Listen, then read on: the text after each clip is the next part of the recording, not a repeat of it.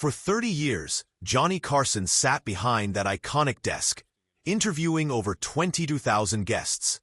Movie stars, comedians, legends, all vying for one thing: a genuine reaction from the most guarded man in television. But out of thousands of names, only a handful truly broke through his professional armor. Tonight, we're counting down the 9 guests who didn't just entertain Johnny Carson. They connected with the man behind the desk. From tears on live television to friendships that lasted decades, these are the stories Carson never forgot. Actor number 1, Jack Benny. Before there was Johnny Carson, there was Jack Benny. And without him, The Tonight Show as we know it might never have existed. When Benny walked onto that stage, something shifted. The man who commanded every room he entered suddenly became the student, not the teacher. Carson openly credited Benny as the single biggest influence on his comedic style. It wasn't about big punchlines or loud jokes. It was about timing. The pause before the response, the perfectly placed silence, the subtle look that said more than a page of dialogue ever could.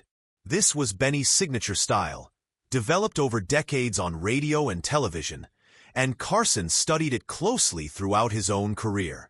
Benny had pioneered radio comedy back in the 1930s, long before television even existed. By the time he became a regular guest on The Tonight Show, he was already a living legend, a direct link to the earliest days of American broadcast entertainment. For Carson, having Benny on set wasn't just booking a comedian. It was hosting a piece of entertainment history.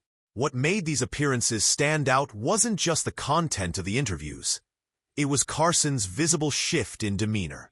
The man known for controlling every segment, every camera angle, every beat of the show, would step back.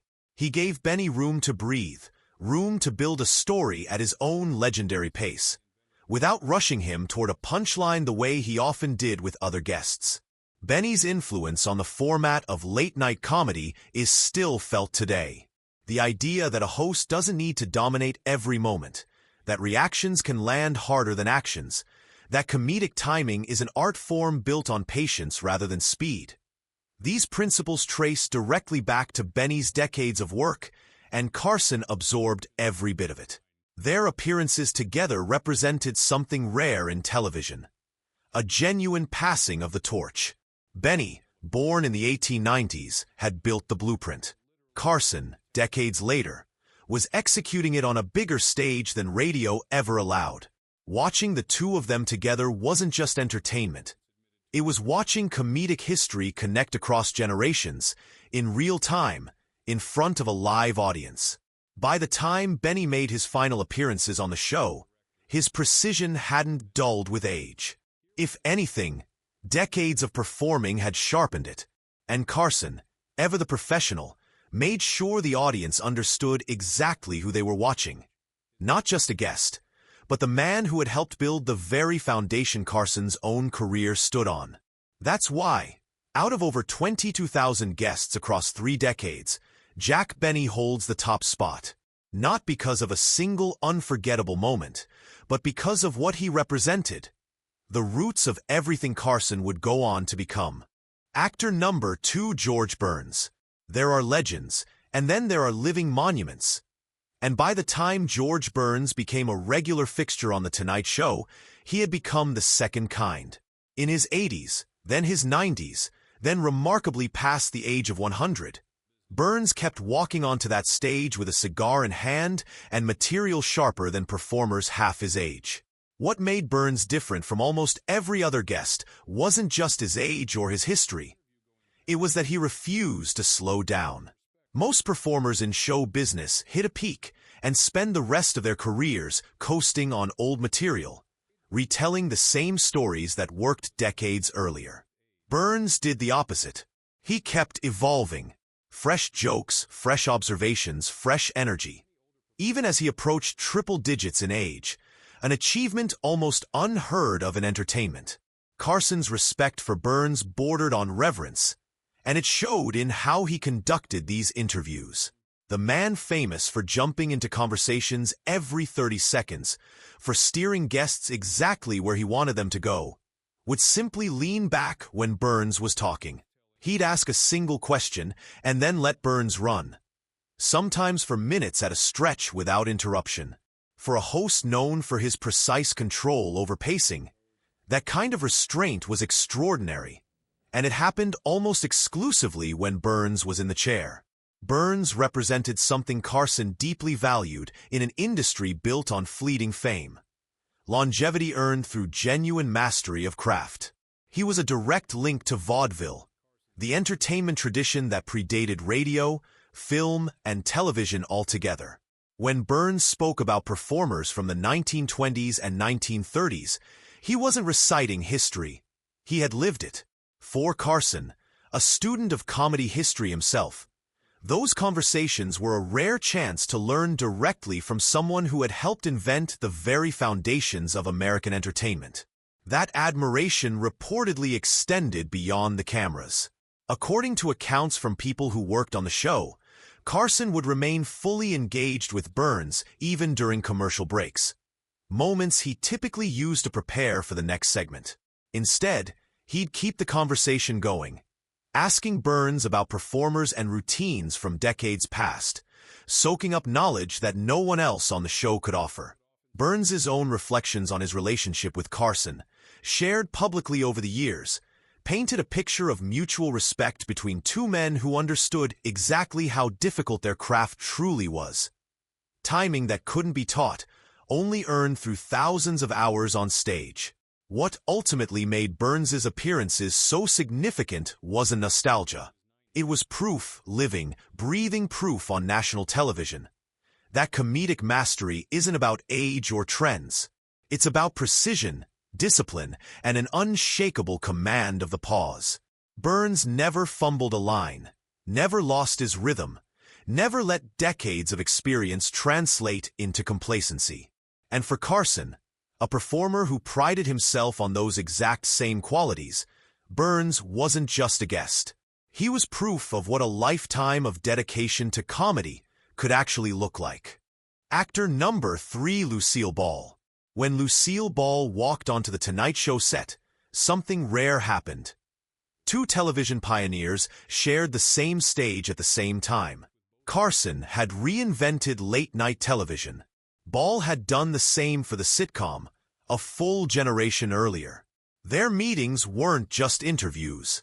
They were summits between two people who had each permanently changed the medium they worked in. Carson openly referred to her as television royalty, and he meant it. Unlike most guests, where Carson maintained his usual position as the center of attention, he would visibly step back when Ball was on set, offering her the best camera angles, laughing genuinely at her timing, and showing a level of warmth that went well beyond his standard professional courtesy toward guests.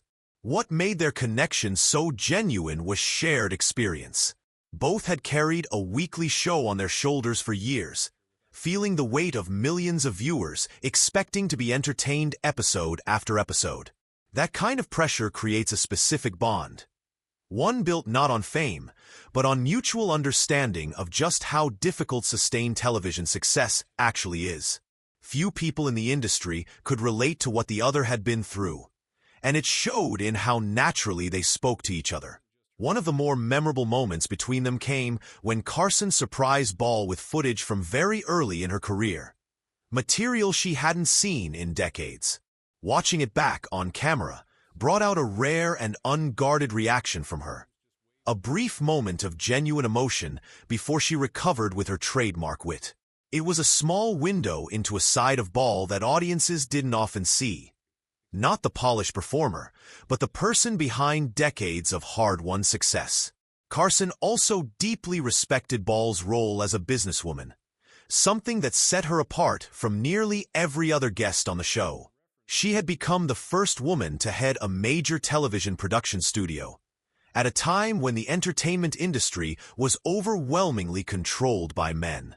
For Carson, who had built his own production company and understood the business side of television as well as the performing side, this wasn't a minor footnote. It was one of the things he admired about her most.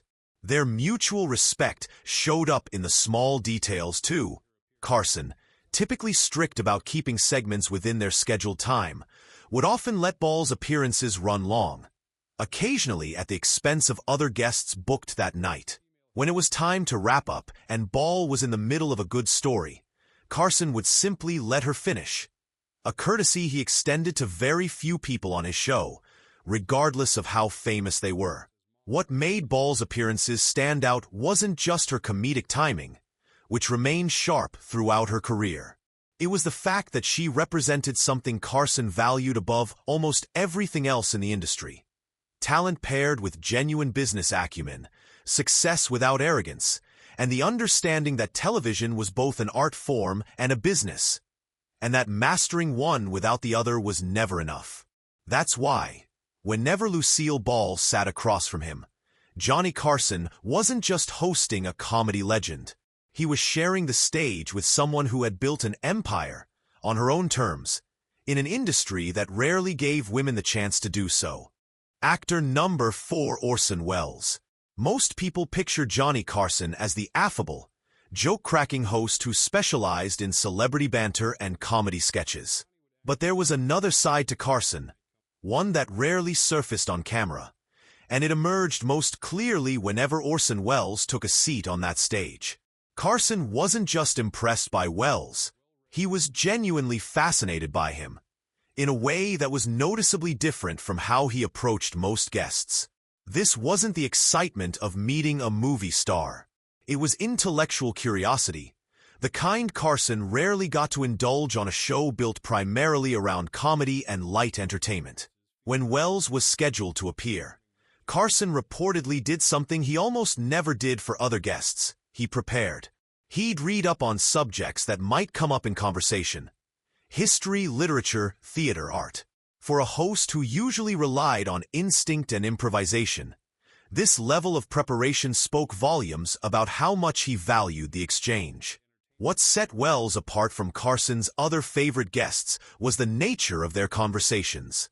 Rather than drifting toward Hollywood gossip or the usual promotional talking points, their discussions moved into territory rarely explored on late-night television: politics, magic, the history of theater and film, philosophy.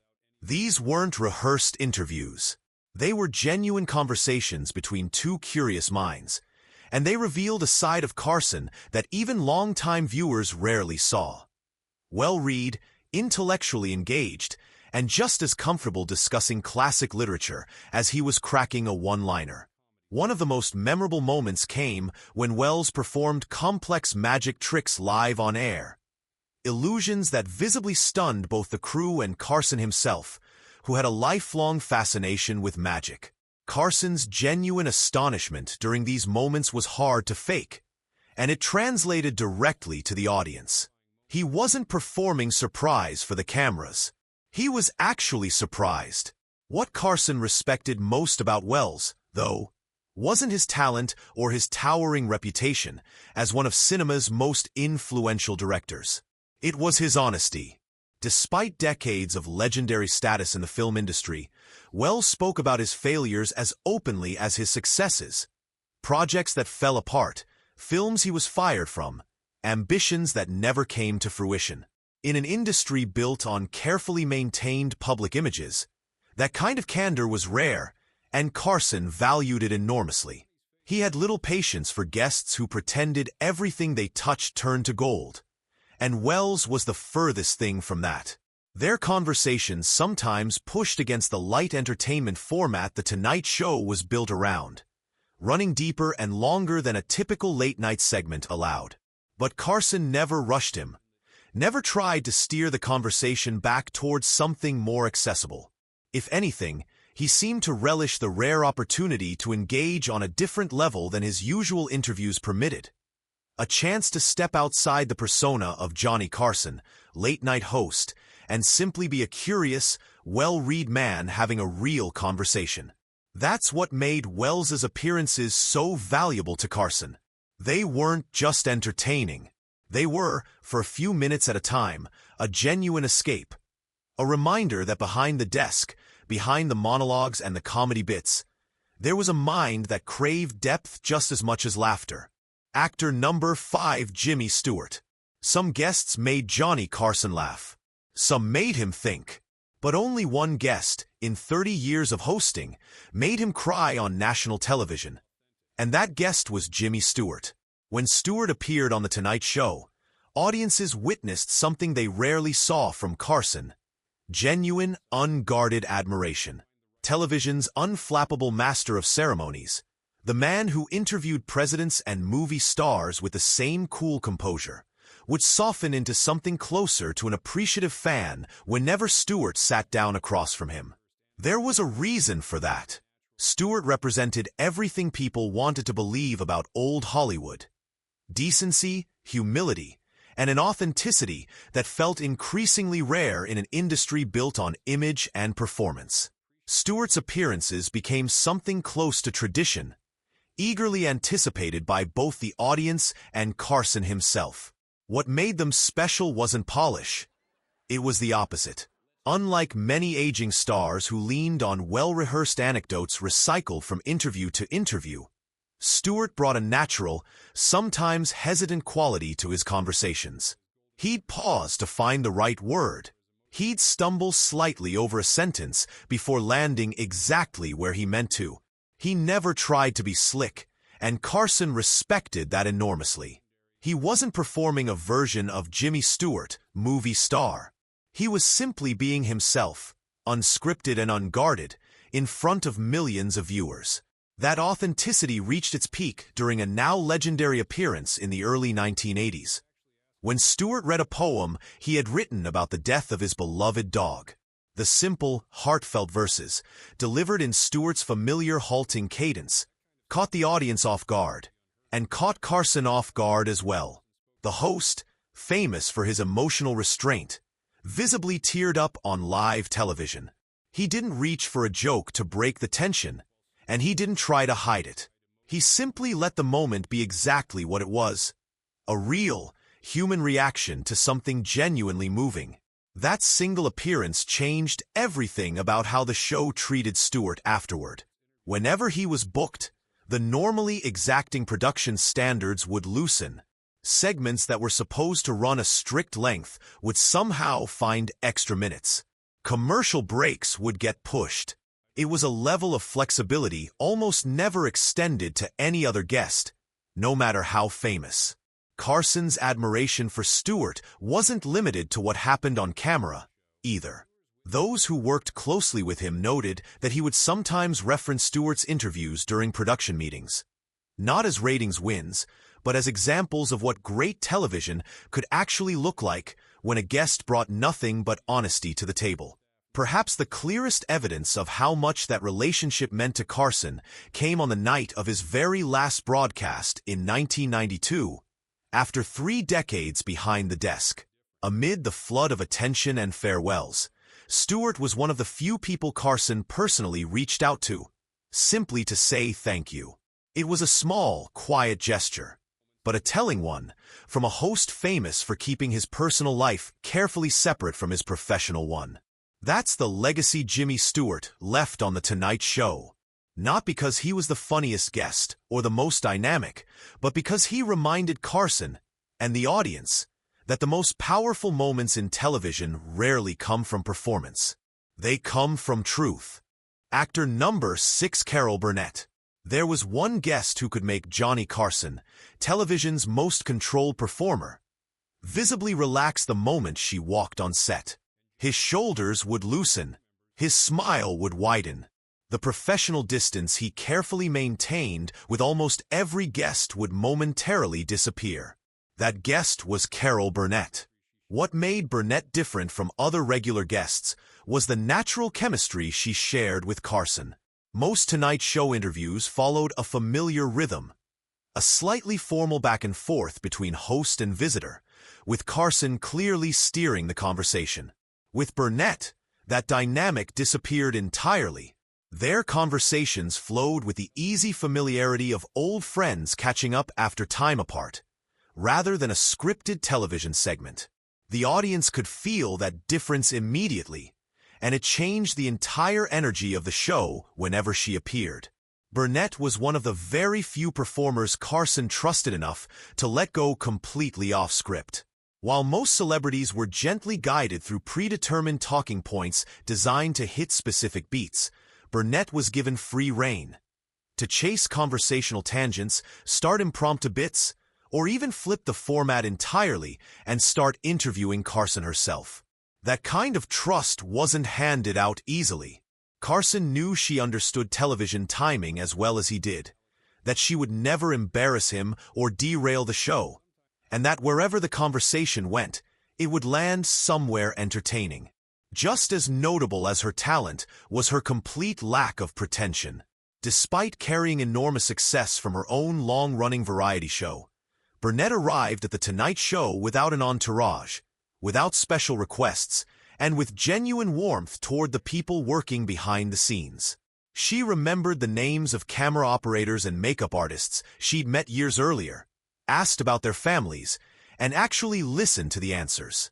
It was the kind of behavior Carson noticed and valued far more than most viewers ever realized. That mutual respect showed up in how Carson bent his own rules whenever she was on set. Typically strict about keeping segments within their allotted time, he would frequently let her run long, sometimes even adjusting the rest of the show to give her more airtime. If she was in the middle of a good story when it was time to wrap up, Carson would simply wave off the signal to move on. That kind of flexibility almost never happened with other guests, regardless of how big their names were. Perhaps the clearest sign of how much Carson valued her was how often he brought her up when she wasn't even on the show. According to those who worked closely with him, Carson would frequently reference Burnett's past appearances as the gold standard for what a great talk show guest should be. Someone who could be spontaneous, generous, and genuinely present, without ever losing control of the room. That's the mark Carol Burnett left on The Tonight Show. Not through a single unforgettable moment, but through something rarer and harder to fake. The ability to turn a television interview into something that felt, every single time, like an actual reunion between friends. Actor number 7 Bob Newhart. If Jimmy Stewart touched something emotional in Johnny Carson, Bob Newhart connected with him on an entirely different level, his comedic mind. The stand-up comedian turned sitcom star shared something rare with Carson. A dry, understated wit, and an ability to find genuine humor in life's most mundane, everyday moments. It wasn't loud comedy. It wasn't built on big punchlines or elaborate setups. It was subtle, controlled, and precise. Exactly the kind of humor Carson admired most, because it mirrored his own style so closely. What set Newhart apart from other comedians who appeared on the show was his conversational approach. Rather than arriving with a prepared set of bits or recycled material pulled straight from his stand-up act, Newhart engaged Carson in genuine, unscripted dialogue. It was an approach that perfectly complemented the host's own strengths as an interviewer, because it gave Carson room to actually participate in the comedy rather than simply setting up a guest's rehearsed routine. Their timing together became something close to legendary among people who worked on the show. Newhart would start telling a story, often meandering and understated in his classic style. Carson would drop in exactly the right comment at exactly the right moment. Newhart would build on it further, and the two would volley back and forth with an instinct for each other's rhythm that felt almost musical, like two skilled performers who could anticipate each other's next move before it happened. It wasn't something that could be scripted or rehearsed. It came from genuine familiarity and mutual respect built over years of appearances. Carson's appreciation for Newhart showed up most clearly in how often he broke his own rules for him. Normally strict about keeping every segment within its allotted time, Carson would frequently let Newhart's appearances run long, sometimes even at the expense of other guests scheduled that same night. If Newhart was on a roll, building towards something genuinely funny, Carson simply let him continue rather than cutting him off to stay on schedule. With most guests, The priority was always moving the show forward efficiently. With Newhart, that instinct disappeared entirely. Carson never seemed to want those segments to end. Beyond the comedy, what Carson particularly valued about Newhart was his humility.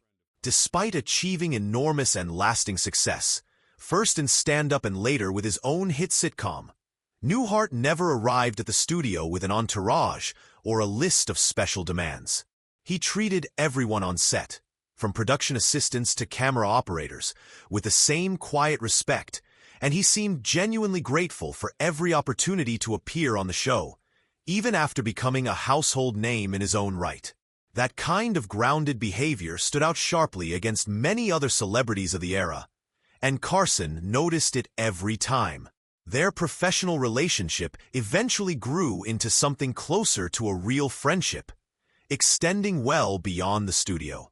The two men would occasionally spend time together outside of work, a clear sign that Carson, a man famous for keeping his personal life firmly separate from his professional one, genuinely enjoyed Newhart's company as a person, not just as a reliable, funny guest who could deliver a good segment.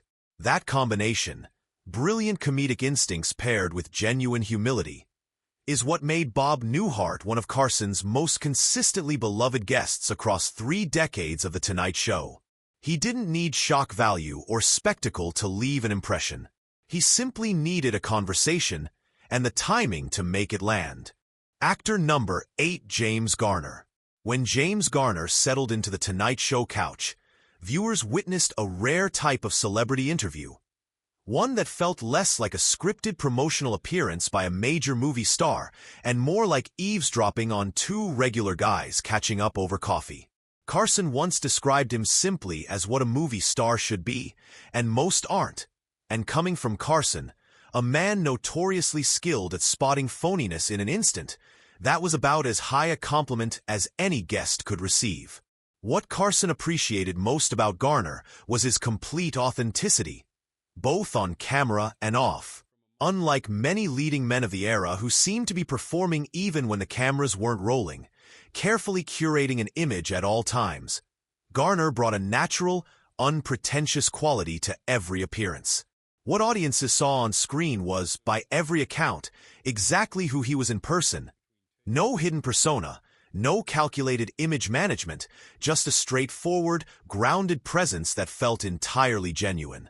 Garner's stories about his career had a distinctively down-to-earth quality that set him apart from other Hollywood veterans. When he talked about making major films or working on long-running television series, he gravitated toward the human moments rather than self-aggrandizing tales designed to impress. He'd talk about practical jokes between takes, unexpected friendships formed with crew members, and the mishaps that rarely made it into official studio narratives. He discussed being a movie star the way most people talk about an ordinary job, with a mix of affection, humor, and honesty, but never with reverence for his own status. This grounded quality extended naturally to how Garner treated people off camera as well. According to numerous accounts from those who worked on the show, he consistently arrived with minimal entourage, made a genuine point of thanking crew members personally, and treated everyone, from pages to producers, with the same respectful attention, regardless of their position. Carson paid close attention to exactly this kind of behavior, watching how guests treated staff when they assumed no one important was paying attention. Garner passed that quiet test every single time. What made Garner particularly valuable among Carson's favorite guests was his unique ability to bridge different worlds within a single conversation. He could tell captivating stories about old Hollywood legends that fascinated Carson's older viewers, while still maintaining an approachable, modern sensibility that resonated with younger audience members watching at home. He had worked alongside some of the biggest names in film history, yet he never name-dropped or acted impressed with his own resume. He simply told the stories as they happened, without embellishment or self-importance. The genuine friendship between the two men became evident in their on-air comfort with each other over the years. Carson, typically careful to maintain a degree of professional distance with guests, would occasionally reference private conversations or shared experiences with Garner. A small but meaningful breach of the wall he usually kept firmly in place between his public and private life. It was a subtle signal, but a telling one, of how much he trusted and genuinely liked the man sitting across from him. That's the lasting impression James Garner left on The Tonight Show. Not through dramatic stories or rehearsed charm, but through a rare, consistent authenticity that Carson valued above almost anything else a guest could offer. The simple, difficult-to-fake quality of being exactly who you appear to be. Actor number 9, Burt Reynolds. When Burt Reynolds appeared on The Tonight Show, viewers knew they weren't just watching a standard interview. They were witnessing a friendly, ongoing competition between two men who genuinely enjoyed trying to outdo each other, on camera and off. Carson reportedly told a producer after one particularly memorable appearance that Reynolds simply got the game in a way most guests never did. And that was the core of what made their dynamic so special. Reynolds, at the height of his fame, understood something crucial about television that many other celebrities of his era completely missed. That the host-guest relationship worked best as a genuine, playful partnership rather than a straightforward promotional opportunity. Most stars arrived at the studio armed with rehearsed talking points handed to them by publicists, ready to plug their latest project and move on. Reynolds arrived ready to actually engage, to play along, and occasionally to completely derail the format in the most entertaining way possible. Their playful rivalry became a recurring, eagerly anticipated highlight of Reynolds' appearances over the years. In one especially memorable moment, Reynolds caught Carson completely off guard during what was supposed to be a serious discussion about an upcoming film, turning a routine promotional segment into pure, unscripted comedy. Rather than being irritated by the disruption, Carson was visibly delighted by it. He appreciated Reynolds' willingness to shake up the normally predictable rhythm of a talk show format he had otherwise mastered and controlled for decades. What Carson valued most was genuine, unrehearsed surprise. Not the manufactured, "I can't believe you asked that" moments many celebrities carefully planned in advance with their publicists, but real spontaneity that could actually catch him off guard live on air. Reynolds was one of the very few guests capable of doing that consistently, and Carson respected him enormously for it. It takes a certain confidence to walk into the most controlled room in television and introduce genuine chaos, and Reynolds did it fearlessly, appearance after appearance. Equally important was Reynolds' ability to take a joke as well as he dished one out. When Carson poked fun at his box office misses or his widely publicized romantic relationships, Reynolds would laugh along genuinely rather than reacting with the thin-skinned defensiveness common among many Hollywood stars of that era. According to those close to the show, Carson had a simple, private test for whether he truly liked a celebrity. Could he tease them without them getting visibly offended? Reynolds passed that test every time, and did more than just tolerate the jokes. He actively encouraged them, often escalating the back and forth even further. The genuine friendship between the two men extended well beyond the studio lights. Carson would reportedly reference Reynolds' past appearances when preparing for other guests, holding him up as the standard for how a talk show appearance should feel: relaxed, playful, and completely unguarded. It was, by all accounts, some of the highest praise Carson could offer anyone who sat across from him. That's what made Burt Reynolds the perfect closing chapter in this list. Where other guests brought emotional depth, comedic mastery, or intellectual weight, Reynolds brought pure, fearless energy. Proof that even television's most controlled host could be caught completely off guard and love every second of it.